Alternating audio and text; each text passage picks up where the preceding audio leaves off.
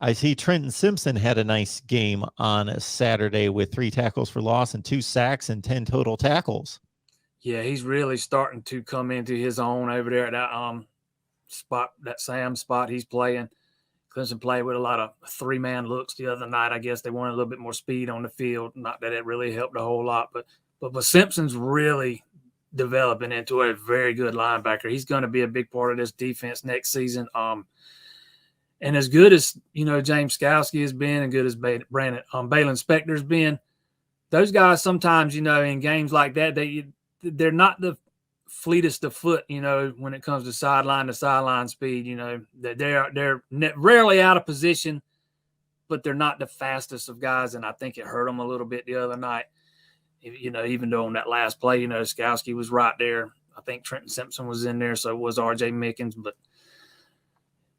next year, I think we're going to see a little bit more speed at linebacker for Clemson, and Simpson's going to be a big part of that. I think as good as Isaiah Simmons was in that last year for Clemson, I think Trenton Simpson can be a guy in that mold. I'm not saying he's going to be as good as Simmons was that final year or two, but I definitely think he's very similar. He gives you a lot of stuff similar to what Simmons did, and he can do a lot of things. There's a lot of ways Brent Venables can use him. So I love the line, Jason, that you told me that Dabo Swinney said at his news conference this week about if they don't win this game, Clemson might have a different coach next year. So, these coaches give respect to every opponent on the map, regardless of who it is. They're all the greatest team in the world that they're going to face this week, and they're just loaded with talent. And I'm so impressed with their scheme and impressed with everything. So for them to slip up a few times, and you mentioned Brent Venables struggling to find compliments for the UConn offense.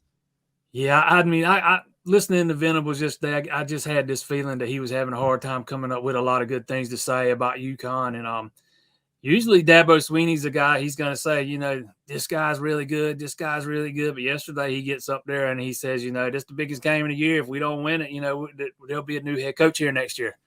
So, I know he's being a little bit funny, but it's something we don't hear him, say a lot of things like that. He's usually very complimentary of the other team. And if you read between the lines in that statement, to me, that's kind of saying, hey, I know this team's not very good. I know we're expected to beat them by 40 points. I think the line's 39.5 last I looked. But, it was a little odd hearing him say that. So, it seems like the classic, we've got a scrimmage before the stretch drive. It's a good game to get game reps, get DJ sharper, work on the things that we're missing, maybe some run blocking assignments that aren't being carried out well. Let's go down the checklist of everything we need to clean up for Wake Forest, and that's what we need to work on during this game. Yeah, it's also a perfect opportunity to get some guys healthy, because even DJ was hurt in that game the other night. He sprained his PCL, came back, wearing a brace, which I thought he looked better after he came back than he did before. But he himself referred to it as a boo-boo yesterday, so I'm guessing it's not very serious. But, yeah, Clemson's got a lot of guys banged up. I could see a lot of those guys playing little to none this weekend against this UConn team, considering how things go. But this is a team you just got to line up and beat. There's just no comparison. One team's bad, and I know Clemson's not been very good this year, but they still got way more talent than that UConn team. And this shouldn't be no game like the South Carolina State game earlier in the season where Clemson struggled to put 40 on the board. If you can't put 40 on this team, you got bigger problems than you think you got. Yeah, maybe the most important number that's going to come out of this game is whatever the paycheck's going to be for UConn going down for a beating in Death Valley before they head on back north.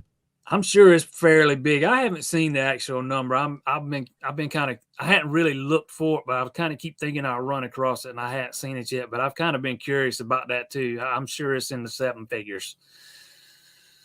Yeah, that's why you play this game, because otherwise, my goodness, you can't do a football program much good otherwise to demoralize your team and head on down to Clemson and get kicked around and then have to travel all the way back. But that's what it is for Clemson football. 6-3, 5-2 in the conference. Wake's next week. Of course, they gave up 1 million points and also scored 1 million points against North Carolina. We got what we expected out of that one. So Wake Forest and Clemson tee it up, and this team can still win the ACC. Yeah, got to beat Wake. Got to have them lose another one. Maybe up at Boston College in late November. Now that Phil Jerkovic's back, still got to have North Carolina State drop a couple too. Because I don't think, looking into it, digging into the numbers, I think a 3-way tie does not bode well for Clemson. After all, I think North Carolina State would win that. But not Clemson for sure. So they need North Carolina State to drop a couple more. And they need to beat Wake Forest, and they need Wake Forest to lose another one too. On top of that, I think that's their only path back to Charlotte. But Davis Allen was talking yesterday to Clemson tight end, and he said he basically said until they're officially eliminated, that's still the goal. And if something were to happen, even as remote of a possibility as it is, if it was to happen, he said he don't think there'll be a guy in that locker room that would be surprised. It just seems like everything would be right with the world, and it's just, there are certain teams and programs that it just seems like things work out for versus others, and it wouldn't surprise me at all if it ended up that way. It'd be such a polar opposite to everything else that's happened to Clemson this year, though, because man, there's very little going their way so far. And because they just probably wouldn't be able to roll over anybody in the ACC championship game, I'm not opposed to it. For as much as I've been a Wake Forest fan this year to get to the ACC championship game just to see something different and see a competitive game in the title game, obviously Clemson's not killing everyone like they typically do. So the ACC championship game should be a fair and even contest regardless of who shows up there. Yeah, speaking of that Wake team, I'm kind of looking forward to that matchup, coming up in Clemson in a couple of weeks. That's an explosive Wake Forest offense. That defense leaves a lot to be desired, but that offense can score. And I know they haven't played the toughest schedule in the world, but whoever's lined up in front of them, they've had very little problems putting points on the board. I'm intrigued by that matchup. I know Wake still likes to run that slow developing mesh play a little, some, and they didn't have a lot of success with it last couple of times they played Clemson. I'm kind of anxious to see how all that unfolds in a couple of weeks. Well, all you have to do is look at Clemson's offensive yardage numbers against the same teams that Wake Forest has played, and look at Wake Forest, and then you'll get an idea of the difference in the offenses. And probably could do the same thing with the defenses too. Yeah, they're not even comparable. They're not even in the same hemisphere.